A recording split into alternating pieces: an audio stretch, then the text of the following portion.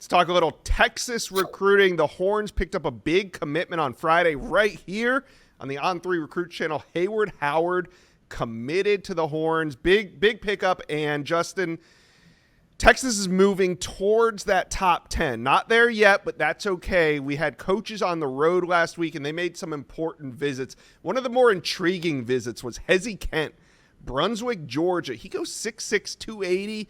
What position exactly does Texas like Hezi Kent at?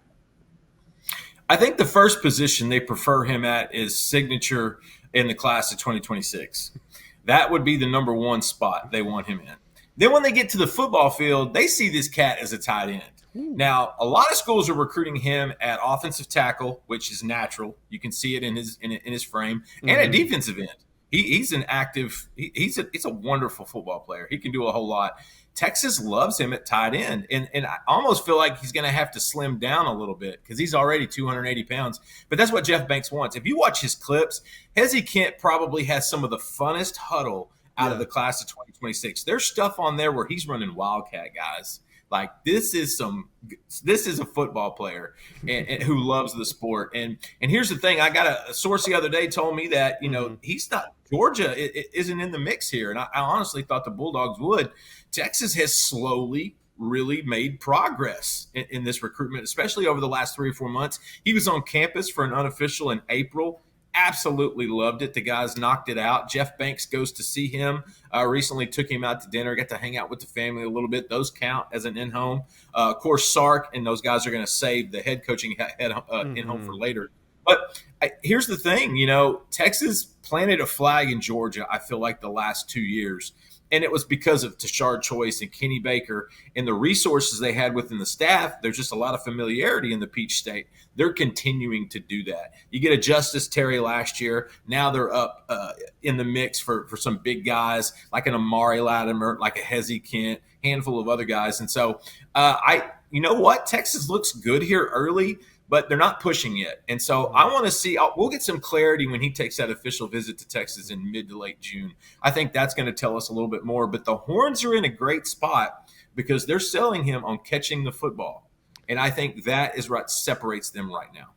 Speaking of being in a good spot for a tight end, let's talk Mark Bowman for a second because that one we know is a Georgia-Texas battle. How are you feeling right now about Bowman, and when do you think he comes off the board? It depends on what time of day it is. Sometime when I wake up, I'm in the Bowman vibe. This kid's coming to Austin. And then as the day goes along, I hear a little bit of Georgia. I hear a little bit of this. I hear a little bit of that. Look, I'll tell you one thing. Mark Bowman is keeping everyone guessing. But the truth is he's going to pick Georgia or Texas. I think that's ultimately where he lands. You got RPMs at On3 for Georgia. You got RPMs on 3 for Texas. That's what makes a recruitment fun and interesting. And so, to me, he's the best tight end in the country. I believe Kendra Henderson is the highest rated. Right. Mark Bowman. We had Ian Boyd that does our X's and O's at Inside Texas. We've got a recruiting notebook coming up pretty soon for Bowman. He did an evaluation of him. He said, Justin, this is the best high school tight end I've ever seen. And he's a reclassified. And he's young for his class. Dad, former college football player at Colorado State, actually grew up in the state of Texas, Louisville High School. Mom, volleyball player. There's some athleticism there. But this is going to go down to Texas and Georgia. I think these are the 2 top 10 producing tight end schools in the last few years. Iowa, obviously, is in that. Michigan is also in the conversation. But I think Georgia has a big sale. Brock Bowers, Oscar Delp, Darnell Washington. There's been a trend there. And then you look at Austin, Jatavian Sanders, the number 1 athlete, and then you took a 3-star in Gunnar Helm, turned him into an all-SEC candidate, and now he's playing for the Tennessee Titans. And so the Mark Bowman thing, I think that's going to come down to July and August. I think he's going to have a decision before he enters his senior year. I asked him probably a month ago when he took an unofficial to Austin, what's going to be the one biggest factor that separates everything? He said, tight end usage. And I said, well, why is that? And he said, because I just watched a scrimmage where Texas used 4 or 5 tight ends. They used 12 personnel. They were targeting these guys. I've watched Jatavian Sanders. He's watched Gunnar Helm. He knows he's going to get those. And not to mention, you're probably going to catch footballs from Arch Manning, KJ Lacey, Trey Owens, and potentially Dia Bell. And so again, I think it's neck and neck. Like I said, time of the day determines who I think is leading that recruitment. Both of them are looking really good. We'll again get some clarity after his officials. I think you're going to see a decision in June, maybe even or July, even early August. And I think once he gets that spot, he's done. He's going to shut it down and wrap it up. This is a very mature kid with a wonderful family. And again, I hate the comps, the pro comps when it comes to high school prospects. I think it was too much expectation. But tell me this isn't George Kittle, except that Kittle didn't look this good in high school. Again, one of the best we have ever evaluated at that position. Yeah, it's a fierce battle. And like you said, a proof of concept is there for both Texas and Georgia. It just comes down to an old-fashioned recruiting battle for Mark Bowman. We'll see how that shakes out. You want a 3.5 hour, 4 hour flight, or you want a 2 hour, 2.5 hour flight? That's essentially what's going to come down to that. Yeah, very well could. All right. Texas coaches were all over the Southeast, and two important targets that they saw was Xavier Crowell, running back out of Alabama, and Derek Cooper, running back out of South Florida. Also got KJ Edwards from the state of Texas in the mix there. How do you see this running back group working out? Who do you think Texas fans should lock into here? Number one, KJ Edwards. He's number one on the board. He's been number one since the day Chad Scott took the job over from Coach Choice when he left for Detroit. He already did his in-home with KJ. He is continually getting closer to Clifton Jr. and his family. His little brother's a 2028 prospect. That kid's going to be an offer as well. KJ remains at the top of the board. I think that's Texas recruitment to lose. He's going to commit on August 2nd. I would be absolutely shocked if that's not Texas now. A lot can happen between now and then, but KJ Edwards is probably going to be in this class.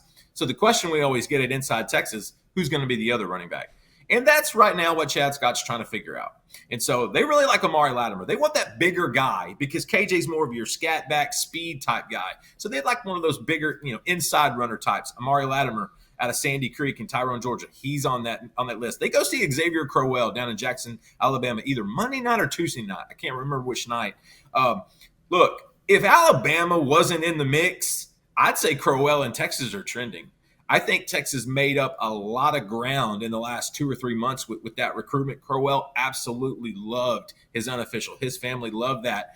But like we have said since the start of this recruitment, since essentially he reclassified, since he's done that, it's going to be Alabama, Auburn, or anyone else outside. It's going to be in that state. And right now, I think it's trending Alabama. Source told me the other day that he actually could be closer to a decision than previously stated, maybe even before his official visits. Texas is going to keep shooting its shot. They could care less, or couldn't care less, rather, when these guys commit, because they don't push until a few weeks before December anyway. They're going to continue to push with Crowell, but I think that's continuing to trend Alabama, even though Chad Scott and those guys. Texas maybe second in that recruitment. I know Auburn's strong in that one as well. And then Derek Cooper. That's a guy that Tashard Choice could get anyone on campus except for Cooper.